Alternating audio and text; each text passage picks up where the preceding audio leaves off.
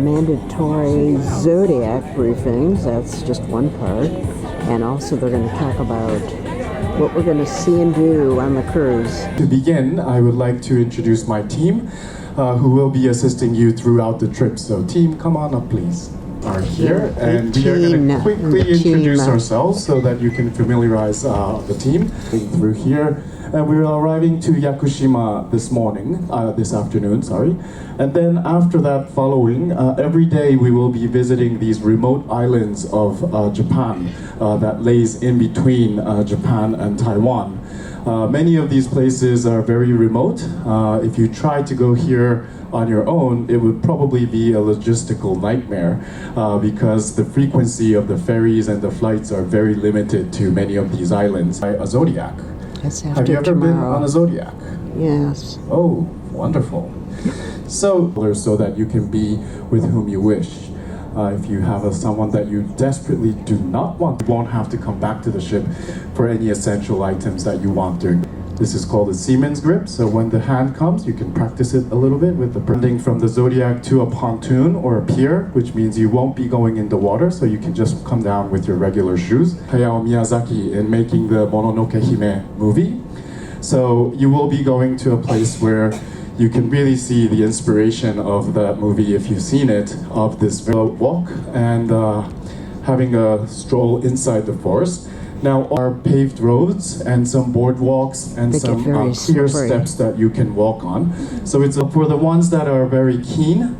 We also have what we will forest along the stream.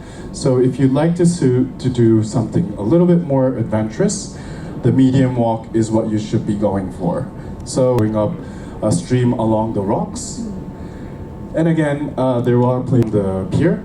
So we will all be going on the bus as soon as you get off at the pier side and having a bus drive to the entrance of the forest, and then you will enjoy the walk in the forest and come back with the bus back to the pier. Time will be at 1:30 after lunch. And for you all that are in the English session, for the morning you will be free.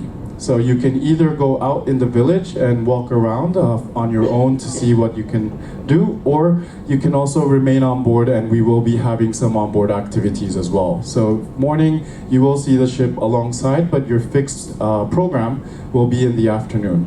And in the afternoon, at the moment, all of you are registered for doing a kayak. It is the primary activity in Amami Oshima because of their rich mangrove forests. So it's a flat, calm water, and you'll be kayaking inside the mangroves in the jungle, the forest of Amami Oshima. If you are not keen on doing the kayak, you can still go for this program. You can stroll around where the kayaks are happening around the rich forest, around the mangroves. And then you will also be visiting a few other sites during this trip. So if you are not wanting to be on the kayak at all, you can still take this program and we'll be taking you to several other locations before coming back to the pier.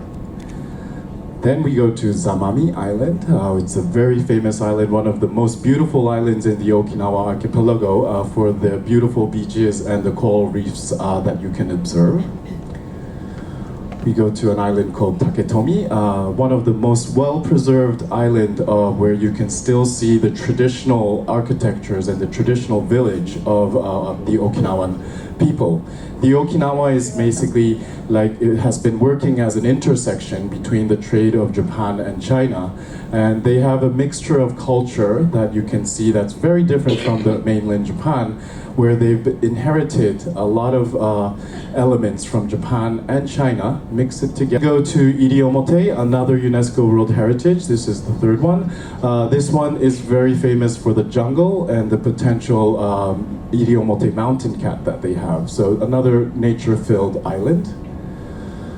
We will then go to Ishigaki, which is one of the main islands of the southern part of Okinawa. It's actually a big island with a big city, but you will still be able to enjoy some great elements of the locals. And then the last island is Yonaguni, which is the most westerly island of Japan. And if weather permits, you actually can see a visual of Taiwan from here.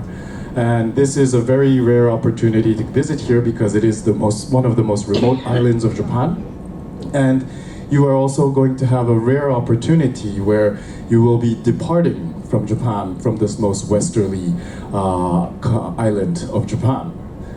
And then in the end, we end in Keelung.